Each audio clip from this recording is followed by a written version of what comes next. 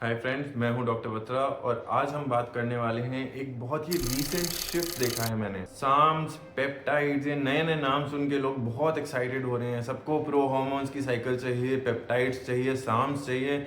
इतने रिक्वेस्ट आ रहे हैं मुझे इसके लिए। क्या ये शिफ्ट सही है? Does it make sense? क्यों सारे लोग चाहते हैं कि अब हमारे को साम्स की साइकिल बनाई जाए, हमें पेप्टाइड्स की साइकिल बनाई जाए? स्टीरॉइड्स पुरानी चीज है, बेकार चीज है, साइड इफेक्ट होते हैं।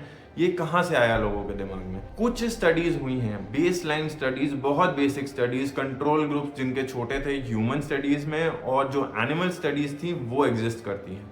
ये मैं पेप्टाइड्स की बात कर रहा हूँ और कुछ डिग्री तक साम्स की भी। ये सब लैब केमिकल्स हैं, रिसर्च केमिकल्स हैं। अग्रीड। हमारे पास कितना डेटा है इसका? हमारे पास कुछ सालों का डेटा है, 10 से 12 साल साम्स के लिए और कुछ ही सालों का डेटा है पेप्टाइड के लिए।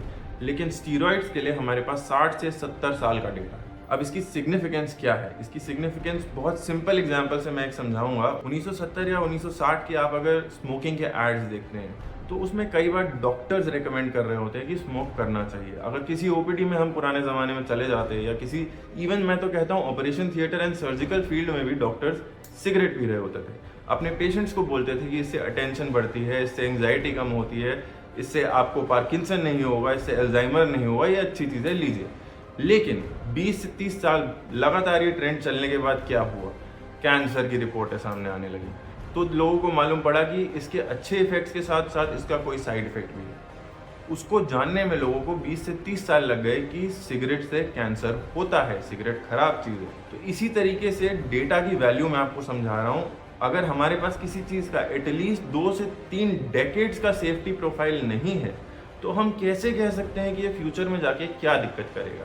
पेप्टाइड्स को ले लेते हैं। Most of the peptides are IGF-1 या ग्रोथ हार्मोन एगनिस्ट। इसका सिंपल मतलब क्या है? ये शरीर में ग्रोथ हार्मोन बढ़ाते हैं, यानी कि ओवरऑल ग्रोथ हार्मोन और इंसुलिन का जो बहुत ही डेलिकेट इंटरप्ले है उसको डिस्टर्ब करते हैं। And and result, net result इसका थ्योरेटिकली डायबिटीज होगा। और बहुत लोग जो हमारे प्रोफेशनल बॉडी बिल्डर्स हैं, जो कई टाइम से GH ले रहे हैं, GH गट की प्रॉब्लम फेस कर रहे हैं, वो सब के सब आज डायबिटिक हैं। तो ये चीजें पब्लिश होने में, ये चीजें सामने आने में समय लगता है, पर इस पे कुछ बेसिक रिसर्च ऑलरेडी प्रेजेंट है जो मैं आपकी स्क्रीन पे रख रहा हूँ। तो इन माय ओपिनियन, अगर किसी को परफॉर्मेंस एनहांसिंग ड्रग्स यूज भी करनी है under supervision, under medical guidance, they should not really go for peptides or SARMs until or unless it is a very rare case। बाहर US में peptides approve किए गए हैं सिर्फ बहुत रेयर केसेस में, बहुत लो डोजेज में कुछ चीज़ों का ट्रीटमेंट करने के लिए।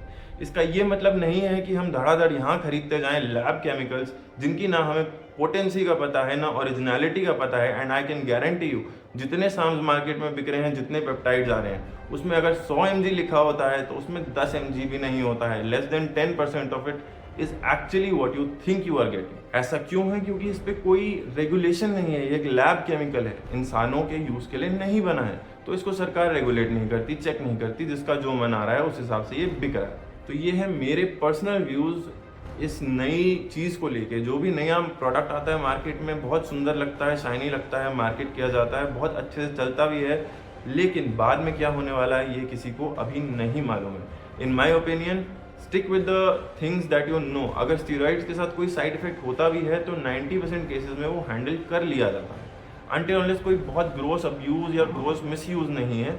It in my opinion is something that we can handle because we know how to handle it. I hope I'm making myself clear. So this was my viewpoint on the increasing popularity of peptides and SARMs and all these new things with respect to what we already know regarding anabolic steroids. Thank you for watching. Let's make India fit together.